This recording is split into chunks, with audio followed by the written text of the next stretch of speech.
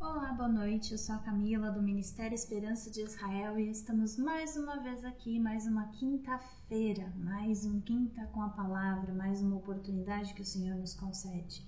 E eu convido você a continuarmos as nossas leituras e reflexões do livro de Provérbios, no nosso capítulo 24, neste dia, os versos 11 a 15, fazendo algumas reflexões e algumas considerações. Esse capítulo 24 ele é muito rico, porque ele é considerado, inclusive, como o capítulo que tem os ditos sábios, os ditos de sabedoria. Provérbios inteiro é um livro de sabedoria prática, de sabedoria moral, de sabedoria espiritual, de sabedoria sentimental, entre outras, material, também física, enfim. É salutar, inclusive, de relacionamento, mas existem alguns pontos chaves em cada capítulo, né? E o capítulo 24, ele tem muita coisa de bom e de importante, assim como todos os outros, para trazer aos nossos corações. O vídeo de hoje diz, e tem esse título, né? Não há justificativa na ignorância. E é talvez uma expressão um pouco dura. Então eu convido você, né? Dura ou não é a realidade, é a verdade declarada pela palavra de Deus. Então eu convido você a abrir o seu livro de Provérbios, o seu capítulo 24, e vir comigo nessas considerações, reflexões e leituras dos versos 11 a 15 nessa noite. O verso 11, ele diz assim, e hoje é bem breve, bem rápido, mas por causa da profundidade da importância de tudo aquilo que tem para ser refletido nessa noite, né? O verso 11, ele diz assim: livra os que estão destinados à morte, salva os que são levados para a matança, se os puderes retirar. Como referência paralela a esse verso, está lá o livro de Isaías, capítulo 58, versos 6 e 7, que diz: porventura não é este o jejum que escolhi? Que soltes as ligaduras da impiedade, que desfaças as ataduras do jugo, e que deixes livres os oprimidos, e despedaces todos os jugos? E também, verso 7, porventura não é também que repartas o teu pão com o faminto, e recolhas em casa os pobres e abandonados, e quando vires o nu, o cubras por nós, e não te escondas da tua carne? E quando vires o nu, o cubras, e não te escondas da tua carne? E 1 João capítulo 3, verso 16, que fala: conhecemos o amor nisto, que ele deu a sua vida por nós, e nós devemos dar a vida pelos nossos irmãos. É um verso, ainda que não pareça numa primeira vista, mas com os versos de referência a gente consegue partir para essa reflexão, que é um verso de combate ao egoísmo. Por quê? Primeiro, pela reflexão de que aqueles que devem ser livrados não são aqueles que são condenados à morte porque foram julgados, enfim, tiveram algum tipo de julgamento e estão sofrendo ali a consequência dos seus atos. Não é sobre isso, mas sobre aqueles que são ameaçados de destruição ou por algum tipo de infortúnio, algum tipo de opressão. E muitos estão naquela mesma posição, né, daqueles que dizem assim: já temos o suficiente para tratar dos nossos assuntos, ocupo eu com a minha própria vida, deixa cada um com as suas situações e dificuldades, né? Por que é um combate ao egoísmo? Porque o Evangelho, ele vem chamar a gente para ter esse amor sacrificial, que é o amor que Jesus tem por nós. Então, ele impele todos aqueles que creem no Senhor Jesus a pregar o Evangelho às pessoas que não conhecem, né? Falando da salvação da morte certa que existe em Jesus, né? Que essa morte é além da morte física, é a morte que significa a separação de Deus. E esse verso, ele fala, né, porque as pessoas são levadas para a matança, no sentido ali de estarem de alguma forma sem rumo, né, sem possuírem os objetivos delas nas vidas. É como se elas estivessem vivas, mas na verdade elas estão mortas em si mesmas, né?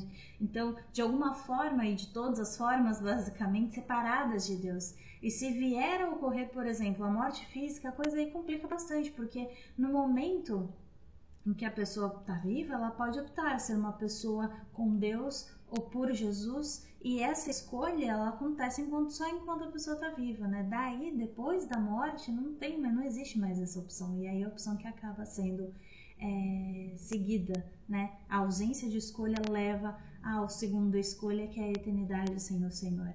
Então, é uma reflexão sobre o egoísmo né, do combate ao egoísmo, de compreender que o nosso papel é justamente esse, é amar assim como Cristo nos amou e é exercitar esse amor de todas as formas, falando e pregando e insistindo e ajudando todos aqueles que precisam de nós. O ser humano, ele sempre vai ter uma livre escolha para poder decidir sobre esse assunto, mas a consequência dessa escolha, ela sempre vai ser certa, né? Ela é certeira, escolhendo ou não escolhendo, vai receber uma consequência dessa escolha ou ausência de escolha. O verso 12 diz ainda: se disseres, eis que não sabemos, porventura aquele que pondera os corações não considerará? E aquele que atenta para a tua alma não saberá? Não pagará ele ao homem conforme a sua obra? Provérbios, em capítulo 21, verso 2, diz ainda que todo o caminho do homem é reto aos seus olhos, mas o Senhor, ele sonda os corações, o íntimo, né, o profundo. João, capítulo 34, verso 11, fala ainda: porque segundo a obra do homem ele lhe paga, e faz a cada um segundo o seu caminho. Romanos, em seu capítulo 2, verso 6, fala que o qual recompensará cada um segundo as suas obras. E Apocalipse 2:23 fala: e destruirei com morte os seus filhos, e todas as igrejas saberão que eu sou aquele que sonda as entranhas e os corações, e darei a cada um de nós, de vós, segundo as vossas obras. E Apocalipse capítulo 22, verso 12 fala ainda: e eis que eu cedo venho, e o meu galardão está comigo, para dar a cada um segundo a sua obra. E aí, diante de tudo isso, é o título do nosso vídeo dessa noite, né? É duro, mas é verdade. A ignorância, ela não é desculpa. Aos olhos do Senhor e aos olhos da palavra, depois de todos esses versos que eu li aqui para você nessa noite, a desculpa, ela é compreendida à luz da Bíblia como uma falta de capacidade, porque não é que não exista o conhecimento, a sabedoria, mas existe a escolha de não buscar, porque identificando ali que se sabe, ou imaginando que não se sabe, ou ainda não tendo certeza que não se sabe, ou simplesmente não sabendo, há no Senhor a informação, o conhecimento, a sabedoria para todas as coisas. E veja, o falar não conhecer, não sabia, eu não sabia, o Senhor sabe de todas as coisas. Então, nele dá para a gente buscar o entendimento e o conhecimento e a capacidade, a habilidade, a provisão e tudo aquilo que nos é necessário. Então, em resumo da reflexão desse verso, nessa noite aqui para dizer para você que Deus conhece toda a verdade, né? Ele tem entendimento e compreensão sobre todos os assuntos e os aspectos. As pessoas ao nosso redor, elas são facilmente enganáveis. Se nós apenas ficarmos quietos e não expressarmos reações, a gente já está enganando alguém sobre algo que a gente pensa e a pessoa nem não sabe, nem imagina. Mas o Senhor não. O Senhor, ele tem pleno conhecimento dos nossos pensamentos, dos nossos sentimentos, do nosso dia de ontem, do nosso dia de hoje e do nosso dia de amanhã. Ele conhece toda a nossa história e todas as variáveis da nossa história. Ele tem pleno conhecimento sobre todas as coisas. O tempo para ele não é uma folha de sulfite, como nós vemos. O tempo para ele vem em todas as variáveis, em todas as vertentes. E sendo ele próprio a verdade, ele também sabe que a desculpa ela é vã, porque ele é aquele que é o pesador e perscrutador dos corações, né? É como se a gente lembrasse da desculpa de Caim, quando ele questiona, né, por Caim pelo seu irmão, e aí Caim responde: acaso sou eu o guarda do meu irmão? E essa resposta, ela não é válida, ela é de bem mal criada, né, para o Senhor nosso Deus.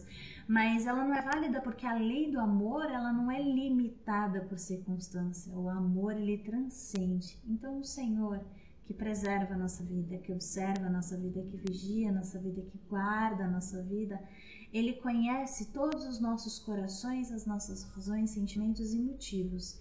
E por conhecer todas essas coisas, é o único capaz e justo juiz para distribuir justiça retributiva. Mas não é sobre saber, né, que a mão do Senhor pesa, e sim sobre a compreensão de que não há nada que se esconda ao Senhor, nada em lugar algum que possa ser oculto aos olhos do Senhor. O Senhor não se deixa enganar, como diz a palavra, e jamais poderá ser enganado. Então é uma das linhas de reflexão desse verso nessa noite. O verso 13 diz ainda: come mel, meu filho, porque é bom, e o favo de mel que é doce ao teu paladar. Salmo 19, versos 9 e 10 diz assim que o temor do Senhor é limpo e permanece eternamente. Os juízos do Senhor são verdadeiros e justos juntamente. mais desejáveis são do que o ouro, sim, do que muito ouro fino, e mais doce do que o mel e o licor dos favos. E Salmo 119, verso 103, fala ainda: ó, quão doces são as tuas palavras ao meu paladar, mais doces do que o mel à minha boca. E esse é justamente o convite do Senhor para nós, né? Que a gente possa desfrutar desse mel, por assim dizer, mel espiritual, que é o conhecimento, né, para nossa alma.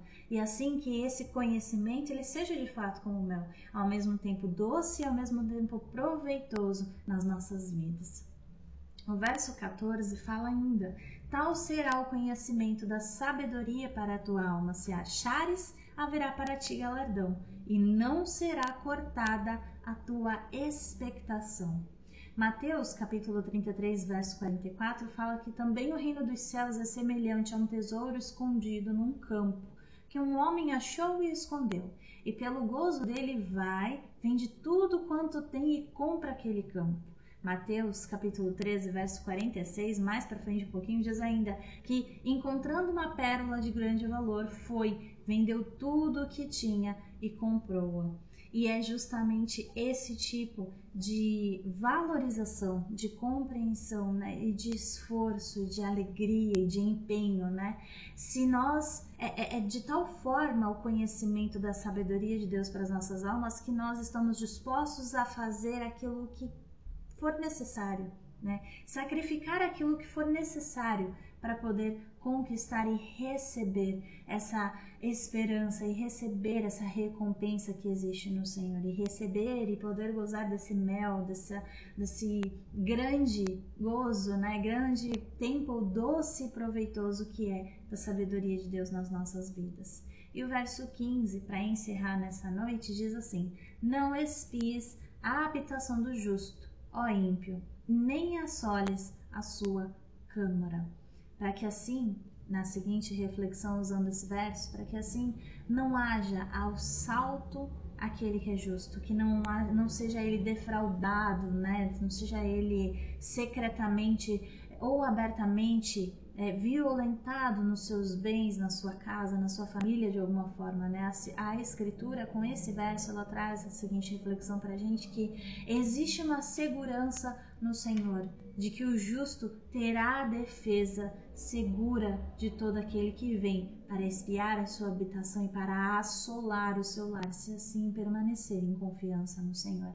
É um alerta para não interferir na vida das pessoas que são justificadas, que são justas no Senhor, e nem, pior ainda, nem tentar tirar proveito das suas coisas, porque não são elas que se justificam a si mesmas, não são elas que se defendem, não são elas que brigam por si mesmas, mas é o Senhor Deus Todo-Poderoso, que é vingador e justificador de cada uma delas. Ainda que pareça que aquele que crê no Senhor, ele sofre muitos males, ainda que pareça que ele sofre muitas perseguições e até muitos prejuízos, ainda assim no tempo oportuno é o Senhor que se levanta para defender aquele que é filho, que é servo, que é chamado segundo a sua palavra, confia e busca obedecer a palavra da verdade. Essas são as reflexões nessa noite. Eu espero que essa palavra tenha sido bênção para você. Muito obrigada pela sua companhia. E se o Senhor assim permitir, estaremos na próxima quinta-feira, mais um pouquinho do livro de Provérbios e das reflexões, das considerações que o Senhor deseja para nós. Eu agradeço muito a tua companhia e que Deus te abençoe.